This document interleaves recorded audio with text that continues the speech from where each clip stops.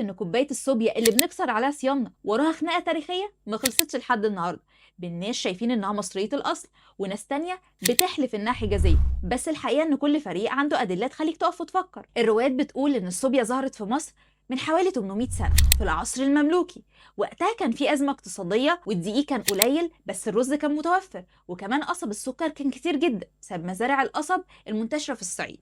المصريين بذكائهم اخترعوا وجبة سائلة من الرز والسكر. طب وجوز الهند جه منين؟